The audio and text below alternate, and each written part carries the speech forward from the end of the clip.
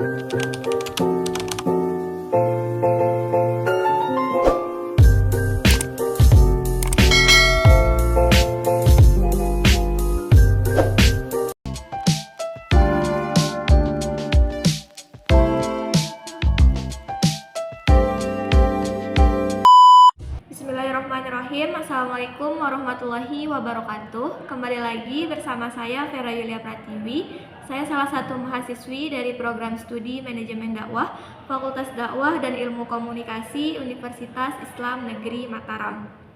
Pada video kali ini saya akan membahas mengenai pengorganisasian dalam pusat studi dakwah.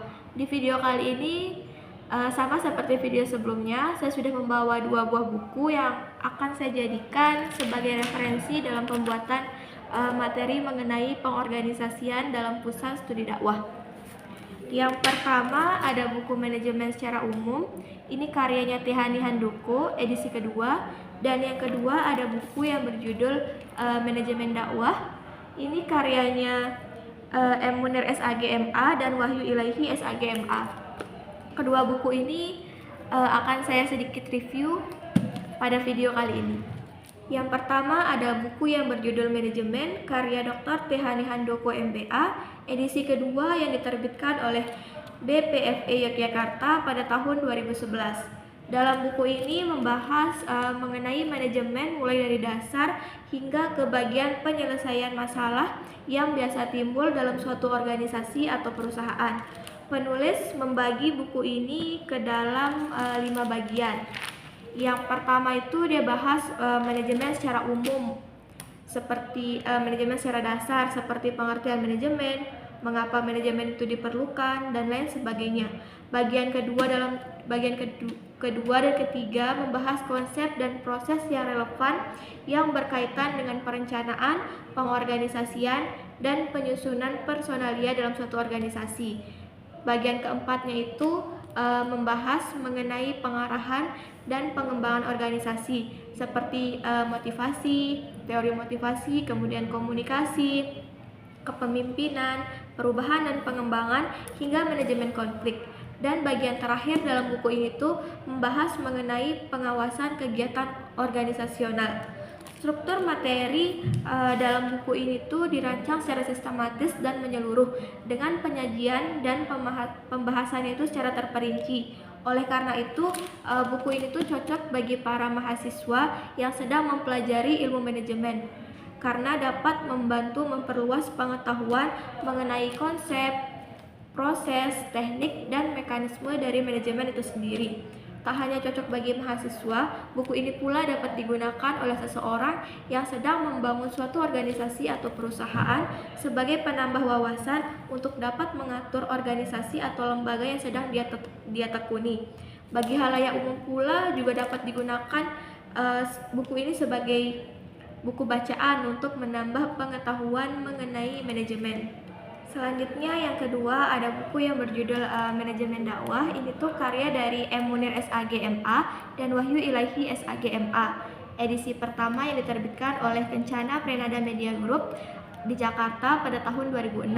Dalam buku ini tuh diawali dengan membahas konsep dari manajemen dakwah itu sendiri, yang mana memaparkan bahwa manajemen dakwah berangkat dari 2 disiplin ilmu yang berbeda. Yang pertama ilmu ekonomi itu mengenai manajemen itu sendiri, dan yang kedua mengenai ilmu agama atau ilmu dakwah. Agar kegiatan dakwah dapat dilaksanakan secara profesional, tentunya memerlukan ilmu manajemen dalam pelaksanaannya. Jika kegiatan dakwah dilakukan sesuai dengan prinsip-prinsip dalam ilmu manajemen, maka image profesional dalam dakwah dapat terwujud dalam kehidupan bermasyarakat. Setelah membahas mengenai konsep dari manajemen dakwah itu sendiri, buku ini pula memaparkan 4 fungsi dari manajemen, tetapi lebih berfokus pada aktivitas dakwah. Adapun tema-tema sentral yang dibahas dalam buku ini tuh, yang pertama ada perencanaan dakwah atau takhtid, kemudian pengorganisasian dakwah atau tanzim, pergerakan dakwah atau taujih, kemudian pengendalian dan evaluasi dakwah.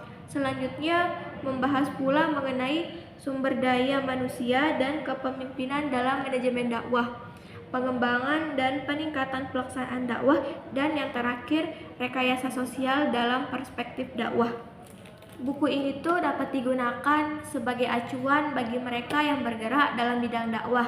Supaya apa? Supaya mereka dapat mengelola berbagai aspek yang terdapat dalam dakwah secara efektif maupun efisien. M. Munir SAG MA dan Wahyu Ilahi SAG MA berusaha mengintegrasikan antara teori manajemen modern dengan nilai-nilai dakwah Islam, sehingga dakwah menjadi lebih efektif, relevan, dan adaptif terhadap perkembangan zaman dan kebutuhan umat. Dengan demikian, buku ini dapat menjadi referensi penting bagi para dai, akademisi, dan pengelola lembaga dakwah untuk memahami bagaimana mengelola kegiatan dakwah secara sistematis dan terencana agar mencapai tujuan yang diinginkan. Pada video kali ini saya akan memaparkan materi mengenai pengorganisasian pada pusat studi dakwah. Tentunya sebelum berlanjut ke materi inti, kita harus tahu terlebih dahulu apa itu pengorganisasian. Dalam buku yang berjudul Manajemen, karya T. Handoko ini, di halaman 167 sampai dengan 168, penulis memaparkan pengertian dari pengorganisasian atau yang disebut dengan organizing, merupakan proses penyusunan struktur organisasi yang sesuai dengan tujuan organisasi, sumber daya yang dimilikinya, dan lingkungan yang melingkupinya.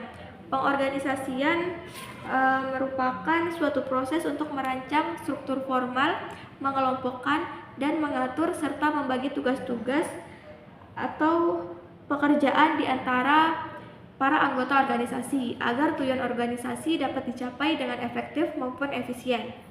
Berdasarkan buku yang berjudul Manajemen Dakwah karya M. Munir SAG MA dan Wahyu Ilahi SAG MA, di halaman 117 di sini memaparkan bahwa pengorganisasian dakwah atau al-tanzim dalam pandangan Islam bukan semata-mata merupakan wadah, akan tetapi lebih menekankan bagaimana pekerjaan dapat dilakukan secara rapi, teratur, dan sistematis seperti yang terdapat dalam Al-Quran surat As-Saff ayat 4. Bismillahirrahmanirrahim. Innallaha yuhibbul ladzina yuqatiluna fi sabilihi shaffan ka'annahum bunyanun marsus, yang artinya sesungguhnya Allah menyukai orang-orang yang berperang di jalannya dalam barisan yang kokoh, seakan-akan mereka seperti suatu bangunan yang kokoh. Al-Tanzim atau pengorganisasian, penyusunan dijelaskan sebagaimana pengelolaan suatu rencana, yakni dilakukan berbagai aplikatif dakwah dengan lebih terperinci atau spesifik. Definisi tersebut menunjukkan bahwa pengorganisasian adalah langkah awal menuju pelaksanaan rencana yang telah disusun sebelumnya. Pada saat proses pengorganisasian ini akan menghasilkan struktur organisasi dan pendelegasian atau wewenang maupun tanggung jawab. Tugas bagi para dai yaitu merancang sebuah struktur organisasi yang memungkinkan mereka untuk mengerjakan program dakwah secara efektif dan efisien untuk mencapai sasaran-sasaran dan tujuan-tujuan organisasi. Terdapat 2 poin yang harus diperhatikan dalam pengorganisasian. Yang pertama ada desain organisasi, dan yang kedua adanya struktur organisasi. Struktur organisasi yaitu bagan kerja formal yang dengan bagan itu tugas-tugas jabatan terbagi, dikelompokkan, dan dikoordinasikan. Jadi pengorganisasian dakwah itu pada hakikatnya adalah segala tindakan pengelompokan seperti subjek, objek dakwah, dan lain-lain.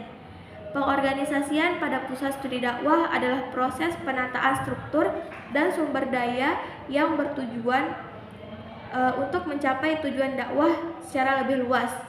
Dalam konteks ini, pengorganisasian mencakup pembuatan kerangka kerja yang jelas mengenai pembagian tugas, pendelegasian wewenang, dan tanggung jawab di antara anggota tim atau staf yang terlibat, serta desain organisasi yang mendukung dalam pencapaian visi maupun misi dari pusat studi dakwah. Pengorganisasian pusat studi dakwah melibatkan beberapa aspek penting dalam prinsip-prinsipnya. Pertama, pemberian tugas yang terdefinisi dengan baik, di mana setiap anggota tim mempunyai peran dan tanggung jawab yang terorganisir untuk mencapai target dalam dakwah. Kedua, adanya koordinasi yang efisien antara divisi atau departemen yang berbeda untuk memastikan keselarasan dan mencegah tumpang tindih antara program-program kerja. Yang ketiga, pemberian wewenang kepada setiap anggota untuk menjalankan tugas sesuai dengan peranannya. Yang keempat, kemampuan pusat studi dakwah untuk beradaptasi dengan perubahan lingkungan atau tantangan yang muncul dalam konteks dakwah kontemporer, seperti fleksibilitas dan adaptabilitas.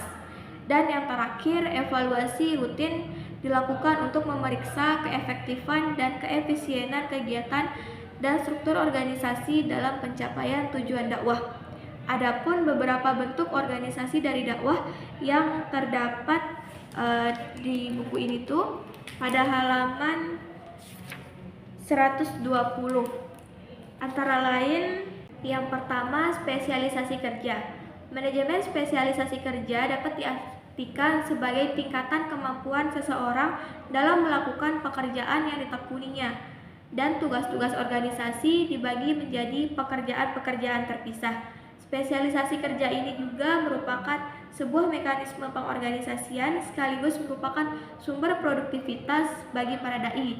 Misalnya, pusat studi dakwah membagi tugas berdasarkan keahlian dari individu maupun kelompok, seperti spesialisasi dalam penelitian, pelatihan, bahkan pengembangan dari materi dakwah itu sendiri. Yang kedua, departementalisasi dakwah. Jika telah dilakukan spesialisasi yang tadi itu, selanjutnya itu dia dikelompokkan. Sebagai contoh dalam sebuah lembaga dakwah atau manajer dakwah dalam mengorganisasikan lembaganya dengan melakukan rancangan rekayasa umat, departemen finansialnya, bagian administrasi, departemen dakwah bilhal, dakwah bil lisan, dan lain sebagainya. Hal ini memudahkan fokus dan koordinasi dalam setiap fungsi dari pusat studi dakwah. Yang ketiga, rantai komando. Rantai komando merupakan sebuah garis wewenang yang terus terhubung yang membentang dari tingkat atas organisasi terus sampai dengan tingkat ke bawah, yang menjelaskan hasil kerja dakwah ke departemen masing-masingnya itu. Dalam rantai komando ini tidak terlepas dari 3 konsep, yang mana ada yang namanya wewenang, tanggung jawab, dan komando itu sendiri. Yang keempat, rentang kendali. Rentang kendali merupakan konsep yang merujuk pada jumlah bawahan yang dapat disupervisi oleh seorang manajer secara efektif maupun efisien. Sebagai contoh, semakin banyak dia dapat latihan dan pengalaman dari seorang dai ini, maka semakin berkurang pengawasan secara langsung oleh manajernya itu. Tentang kendali yang ideal, memastikan bahwa setiap program dakwah dipantau dan dilaksanakan sesuai dengan rencana. Yang kelima, sentralisasi dan desentralisasi. Sentralisasi dapat diartikan sebagai kadar sampai di mana pengambilan keputusan konsentrasi pada hierarki atau tingkatan atas organisasi. Sedangkan desentralisasi itu kebalikan dari sentralisasi. Desentralisasi dalam artian pengalihan wewenang untuk membuat keputusan ke tingkat yang lebih rendah dalam suatu organisasi. Pengambilan keputusan yang strategis biasanya berpusat pada pimpinan pusat studi agar menjaga arah dari dakwah. Tetapi dalam hal implementasi, desentralisasi diterapkan agar unit-unit di lapangan atau divisi-divisi tertentu dapat bergerak lebih fleksibel dalam menyesuaikan dengan kebutuhan lokal. Yang keenam, formalisasi dakwah. Formalisasi dakwah yaitu mengetahui sejauh mana pekerjaan atau tugas-tugas dalam sebuah organisasi dakwah dan sejauh mana tingkah laku, skill, dan keterampilan para dai dibimbing dan diarahkan secara prosedural melalui peraturan. Setiap kegiatan dan program dakwah di pusat studi diatur melalui prosedur dan kebijakan yang jelas. Standar operasional yang baku telah ditetapkan untuk menjaga yang namanya konsistensi, mulai dari perencanaan program hingga evaluasi hasil dakwah. Ini termasuk panduan formal untuk pengelolaan sumber daya, pelaporan, hingga ke evaluasi dakwah. Merancang pengorganisasian pusat studi dakwah adalah langkah terstruktur dalam membentuk dan mengelola institusi yang berfokus pada pengembangan pendidikan serta penyebaran ajaran Islam yang dikenal sebagai desain organisasi pusat studi dakwah. Merancang organisasi pusat studi dakwah diawali dengan menetapkan visi dan misi secara jelas. Kemudian struktur organisasi perlu dibagi ke dalam divisi-divisi, kemudian dipimpin oleh orang yang kompeten di bidangnya. Koordinasi antar divisi, administrasi yang rapi, serta transparansi dalam sistem keuangan sangat penting agar operasional dapat berjalan dengan lancar. Selanjutnya, pusat studi dakwah harus dapat berkembang sesuai dengan zaman, terutama dalam era digital seperti saat ini, agar terus relevan dan berdampak positif. Pengorganisasian pusat studi dakwah yang efektif tentunya memerlukan visi dan misi yang kuat, kemudian didukung dengan struktur yang jelas serta fleksibilitas terhadap perkembangan zaman. Dengan perencanaan dan koordinasi yang matang, diharapkan bahwa pusat studi dakwah mampu menjadi wadah yang memiliki kontribusi signifikan dalam penyebaran dakwah Islam dan juga pengembangan pendidikan umat. Sekian materi mengenai pengorganisasian dalam pusat studi dakwah yang dapat saya sampaikan. Kurang dan lebihnya saya mohon maaf. Wallahu a'lam bishawab. Wassalamualaikum warahmatullahi wabarakatuh.